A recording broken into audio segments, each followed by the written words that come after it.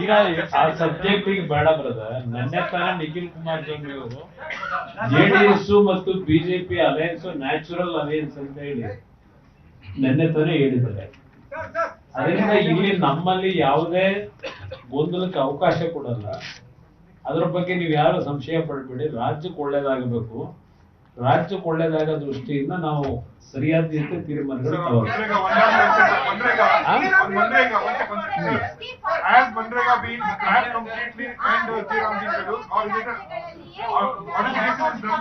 just what are all the lacuna in Manrega?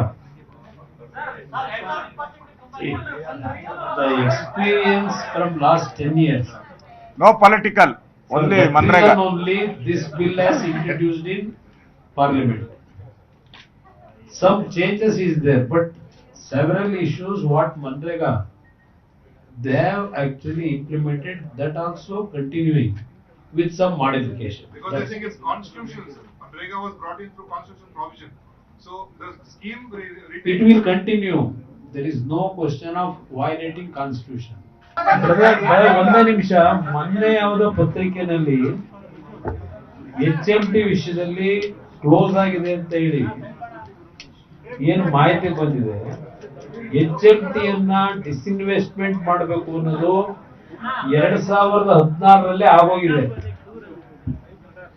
Watch ಅನ್ನ ಏನು ಒಂದು ಸ್ಮಾಲರ್ ರೇಂಜ್ ಅಲ್ಲಿ ಈಗಲೂ ನಡೀತಾ ಇದೆ, ಮಾಡ್ತಾ ಇದ್ದಾರೆ ಪ್ರೊಡಕ್ಷನ್. ಹಲವಾರು ರಾಷ್ಟ್ರದ ಭಾಗದಲ್ಲಿ, ಅದು ಕೇರಳ ಇರ್ಬೋದು, ಅಲ್ಲಿಂದ ನಮ್ಮ ಹೈದರಾಬಾದ್ ಇರ್ಬೋದು, ಎಲ್ಲ ಕಡೆ ಇವತ್ತು ಕ್ಲೋಸ್ ಮಾಡಿಲ್ಲ. ನಾವು ಈಗಾಗಲೇ ಅದಕ್ಕೆ ಪ್ರಧಾನ ಮಂತ್ರಿಗಳನ್ನ ಭೇಟಿ ಮಾಡಿ HMTಯ ಒಂದು ಬೇರೆ ರೀತಿಯಲ್ಲಿ ಇವತ್ತು ಓಪನ್ ಮಾಡತಕ್ಕಂಥ ದೃಷ್ಟಿಯಿಂದ ಪ್ರಧಾನ ಮಂತ್ರಿಗಳಿಗೆ ಮನವಿ ಮಾಡಿದ್ದೇನೆ. ಸದ್ಯದಲ್ಲೇ ಹಲವಾರು ಹೊಸ ಟೆಕ್ನಾಲಜಿಗಳನ್ನ ಅಡಾಪ್ಟ್ ಮಾಡಿ HMTಗೆ ಒಂದು ಲೈಫ್ ಕೊಡ್ತಕ್ಕಂಥ ತೀರ್ಮಾನ ಮಾಡಿದ್ದೇವೆ. ಯಾವುದೇ ರೀತಿ ಅನುಮಾನ ಬೇಡ. ನಿರ್ಭೀತ, ನಿಷ್ಪಕ್ಷಪಾತ, ವಿಶ್ವಾಸಾರ್ಹ ಸುದ್ದಿಗಳಿಗೆ ಮತ್ತೊಂದು ಹೆಸರಾಗಿರೋ News18 ಕನ್ನಡ ಈಗ ಆಪ್ನಲ್ಲೂ ಲಭ್ಯ ಇದೆ.